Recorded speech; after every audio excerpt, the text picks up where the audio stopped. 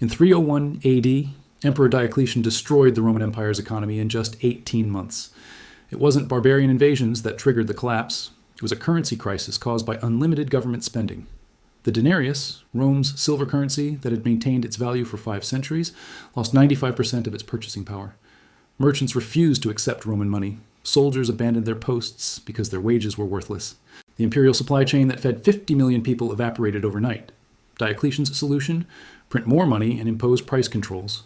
Within 2 years, food disappeared from markets across the empire. Within 5 years, the tax collection system collapsed completely. Provincial governors stopped sending revenue to Rome. Within a generation, the empire could no longer defend its borders or maintain its roads. The greatest empire in human history didn't fall to superior military force. It suffocated under the weight of its own debt. And right now, the exact same pattern is unfolding in the United States. This wasn't luck. This wasn't coincidence. Economic historians studying sovereign debt crises across 3,000 years of recorded history have identified a 5-stage pattern that appears before every currency collapse and government bankruptcy. They call it the sovereign debt death spiral, and it has destroyed every empire that has ever entered it. The pattern is mathematical. The progression is predictable. The timeframes vary, but the sequence never changes. History doesn't repeat, but it rhymes with terrifying precision.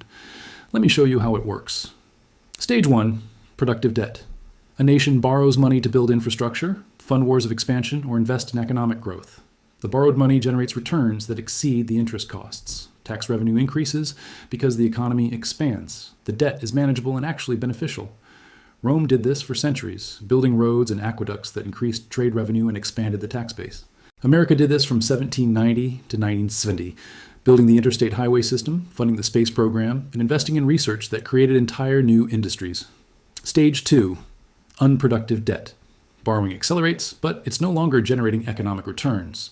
The money funds current consumption instead of future growth. Social programs expand faster than the economy. Military spending becomes defensive rather than strategic. The debt grows faster than GDP. Rome began paying for bread and circuses, free food and entertainment for Roman citizens in the 1st century AD to prevent riots. America crossed this threshold in the 1970s when entitlement spending exceeded infrastructure investment and has never reversed course. Stage 3. Debt service crisis. Interest payments consume an increasing share of tax revenue. The government faces an impossible choice: cut spending and face political upheaval, or borrow more to pay interest on existing debt. Cutting spending triggers protests and threatens those in power. The only politically viable solution is more borrowing. Rome reached this stage under Emperor Septimius Severus around 200 AD. America is entering this stage right now. The Congressional Budget Office projects that by 2026, interest payments on the national debt will exceed the entire defense budget for the first time in American history. Stage 4. Currency debasement.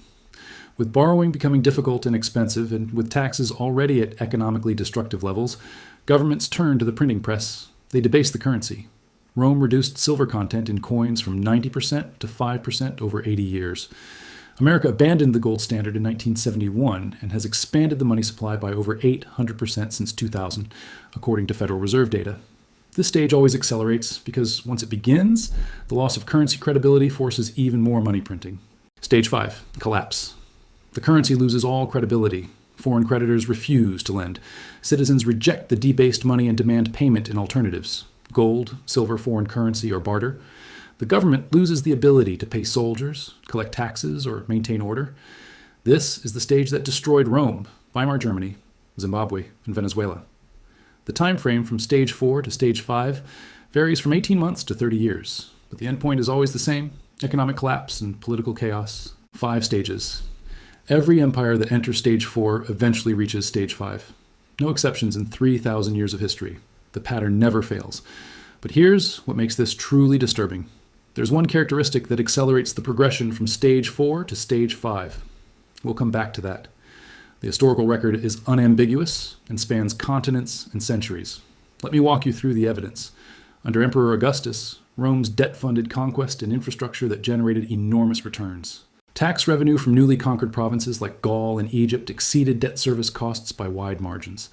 The silver denarius held its content at 95% purity for 2 centuries. Creditors trusted Roman bonds completely. By 200 AD, Rome stopped expanding. The empire reached its maximum territorial extent under Trajan and began contracting. Military spending shifted from profitable conquest to expensive border defense. Social spending exploded, with the grain dole feeding over 200,000 citizens in Rome alone, plus cash distributions to prevent civil unrest. Debt funded consumption, not investment. The return on borrowed money turned negative. Emperor Caracalla doubled military pay in 212 AD without increasing revenue, attempting to buy army loyalty during political instability.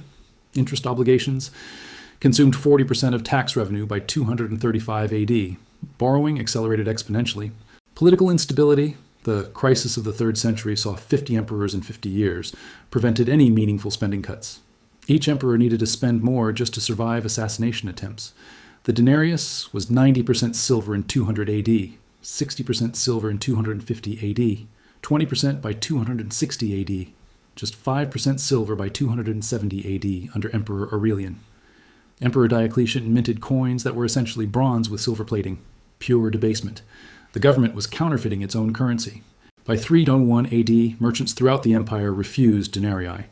They demanded payment in gold, goods, or foreign currency.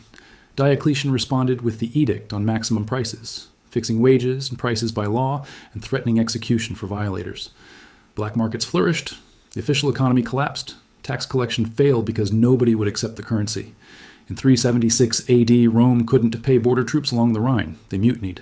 Barbarian tribes crossed unopposed because there was no army to stop them. The Western Roman Empire collapsed completely by 476 AD. The economic foundation failed decades before the military did. Historians focus on barbarian invasions, but the invasions succeeded only because Rome had already destroyed itself financially. But it didn't stop there.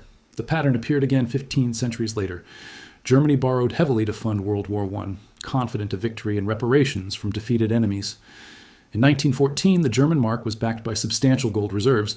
Debt was manageable at 65% of GDP. International creditors trusted German bonds. After losing the war, reparation payments to Allied powers and exploding social spending, unemployment benefits, pensions for wounded soldiers, subsidies for devastated industries, consumed the budget. By 1919, borrowing funded current obligations, not productive investment. The mark was no longer convertible to gold. The Reichsbank suspended convertibility to preserve reserves. Reparation payments consumed 80% of tax revenue by 1921. The government couldn't reduce spending without triggering revolution. Germany had just survived the Spartacist uprising and multiple coup attempts. The population was desperate, angry, and armed. The only politically viable option? Print money to cover the gap. The Reichsbank expanded the money supply exponentially. According to economic historian Adam Ferguson's detailed analysis, money supply increased from 29 billion marks in 1919 to 500 trillion marks by November 1923. The printing presses ran 24 hours a day. New denominations were introduced monthly as old ones became worthless. The currency collapsed with stunning velocity. In January 1922, $1 US bought 190 marks. In January 1923, $1 bought 18,000 marks. By November 1923, $1 bought 4.2 trillion marks. Life savings evaporated. A lifetime of work vanished in months. Workers demanded to be paid twice daily so they could spend money before it lost more value. The middle class was destroyed completely. Political extremism filled the vacuum left by economic devastation. The Nazi Party, a fringe group with 55 members in 1920, exploited the hyperinflation crisis to gain credibility. Hitler rose to power in 1933, directly citing the currency collapse as proof that democratic government was incompetent. The economic crisis created the political conditions for World War II, history repeated in our lifetime. In the 1960s, Argentina was the 8th largest economy in the world by GDP. Infrastructure projects and industrial development were funded through manageable sovereign debt. International creditors viewed Argentine bonds as safe investments. The country had natural resources, educated population, and growing industries. The military government that seized power in 1976 expanded social spending and industrial subsidies to maintain political control and prevent protests. Debt-funded consumption and politically connected businesses. Productive investment collapsed as capital fled to safer countries. The return on government spending turned sharply negative. By 1980, interest payments consumed 45% of government revenue. Multiple military coups, 7 different juntas between 1976 and 1983, created political chaos that prevented spending reforms. Each new government needed to spend more to buy loyalty. The only solution was printing money and borrowing from anyone who would lend. The Central Bank of Argentina increased money supply by 4,000% between 1975 and 1985. The peso was devalued repeatedly, 15 separate devaluations in 10 years. Citizens stopped trusting the currency and converted pesos to dollars immediately upon receiving payment. Currency substitution accelerated the crisis. Inflation reached 3,000% annually by 1989. Bank runs forced mass closures. The government seized private pension funds to cover budget gaps, destroying remaining trust. Riots erupted in Buenos Aires and other major cities. Supermarkets were looted. President Raúl Alfonsín resigned 6 months before his term ended, fleeing the presidential palace by helicopter. Argentina defaulted on $143 billion in sovereign debt in 2001, the largest sovereign default in history at that time. 20 years later, poverty rates still exceed 40%. The country has never fully recovered economically or politically. The pattern appeared again in Zimbabwe between 2000 and 2009. The pattern appeared again in Venezuela between 2013 and 2020. The stages are always the same. The specific triggers differ, but the outcome is inevitable once stage 4 begins. Now here's what nobody's telling you, what financial media refuses to acknowledge, what politicians will never admit. The United States is currently in stage 4, approaching stage 5 at accelerating velocity. Now here's where it gets disturbing. Every single stage of this pattern is present in America today. The parallels aren't approximate, they're mathematical. According to the Congressional Budget Office's September 2024 report, the United States paid $659 billion in net interest on the national debt in fiscal year 2024. That's more than the entire defense budget was in 2019. That's more than America spends on veterans' benefits, education, and scientific research combined. By 2026, 18 months from now, interest payments will exceed $1 trillion annually.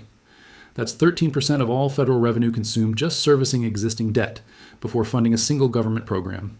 By 2030, according to CBO projections, interest will be the single largest federal expense, exceeding Social Security, Medicare, and defense. The national debt is $35 trillion. That's 124% of GDP. Rome collapsed at 130% debt to GDP. Weimar Germany collapsed at 180%. We're in the danger zone right now, and the debt is accelerating. Remember that number, $35 trillion. In the time it takes to watch this video, it will increase by $40 million. The Federal Reserve expanded the monetary base from $800 billion in 2008 to $8.2 trillion by 2022. That's a 975% increase in just 14 years. This is currency debasement without melting down coins. This is the digital equivalent of what Rome did to the denarius. The dollar has lost 97% of its purchasing power since the Federal Reserve was created in 1913, according to Bureau of Labor Statistics data. What cost $1 in 1913 costs $33.40 today. But the acceleration is what matters. Half of all dollar debasement occurred since 2000. The pace is exponential, not linear. Foreign central banks are responding to stage 4. They see what's coming. China reduced U.S. Treasury holdings from $1.3 trillion in 2013 to $787 billion in 2024, a 40% reduction. Russia liquidated 90% of its Treasury holdings. Japan, traditionally America's most loyal creditor, reduced holdings for the first time in decades. They're quietly exiting dollar assets while publicly expressing confidence. This is exactly what happened to Rome when provincial governors stopped lending to the central government. The same signals that preceded every historical collapse are present right now, visible to anyone willing to look. In November 2023, the Treasury struggled to sell $32 billion in bonds at expected prices. Demand was weak. Yields spiked higher than anticipated. The auction had to be repriced. This is exactly what happened to Rome in 250 AD, when provincial governors refused loans to the central government, forcing Rome to debase the currency faster. Silicon Valley Bank failed in March 2023. The second largest bank failure in American history. First Republic Bank failed in May 2023. Signature Bank collapsed. These are liquidity crises triggered by depositors losing confidence in the banking system's ability to preserve value. The first tremors before the earthquake. Rome experienced regional banking failures 50 years before total collapse. The timeline is compressing. Congress cannot agree on spending cuts. Every proposed reform triggers electoral consequences. Both parties increase spending when in power. The debt ceiling has been raised 78 times since 1960. This is identical to Rome under the crisis of the 3rd century, when 26 emperors ruled in 50 years, each afraid to cut spending and face assassination by their own troops. The Federal Reserve expanded its balance sheet even as inflation reached 9.1% in June 2022, the highest rate in 41 years. This is the Diocletian playbook. When debt service becomes mathematically impossible, print money regardless of consequences. The consequences become someone else's problem. Bitcoin reached $100,000 in 2024. Gold hit all-time highs. Foreign central banks are buying gold at the fastest pace since 1967. This is currency substitution, people seeking alternatives because they don't trust the dollar's future value. This is how stage 5 begins. The people who got destroyed in 1923, Weimar Germany, weren't stupid. They were unprepared. They saw the government printing money. They heard reassurances from officials that inflation was temporary and under control. They believed their savings were safe in German banks. Within 18 months, their currency was worthless and their savings evaporated. Right now, as I'm recording this in January 2025, those same reassurances are being repeated by the Federal Reserve, by Treasury officials, by mainstream financial media. The economy is fundamentally strong. Inflation is under control. The debt is manageable. These are the exact phrases used in Rome, in Weimar Germany, in Argentina, in Zimbabwe, every single time without exception before total collapse. Based on the historical pattern and current trajectory, here's what happens next. Between 2025 and 2027, the United States will face a fiscal crisis that makes 2008 look like a minor correction. The trigger will be a failed Treasury auction, a sovereign debt downgrade that forces interest rates sharply higher, or a foreign creditor, likely China or Japan, suddenly liquidating a significant portion of Treasury holdings. When $35 trillion of debt suddenly requires higher interest payments, the mathematics become impossible. The government will face exactly 3 options: default on debt obligations, slash federal spending by 40% immediately, or print massive amounts of money to cover the gap. History shows governments always choose option 3. They print. Default means loss of power. Spending cuts mean electoral suicide. Printing money transfers the pain to citizens through inflation, and by the time citizens understand what happened, it's too late to reverse. When the Federal Reserve expands the money supply to cover debt payments, and they will because they have no alternative, foreign creditors will accelerate their exit from dollar assets. The currency will lose international credibility. Import prices will spike because the dollar buys less from foreign producers.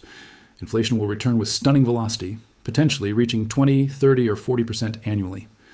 The Americans who survived the Great Depression weren't lucky. They were holding real assets when the currency and banking system collapsed. Land, gold, productive businesses, tools and equipment. The people who got destroyed were holding paper promises, bonds, cash in banks, insurance policies, pensions. Paper burned, real assets survived.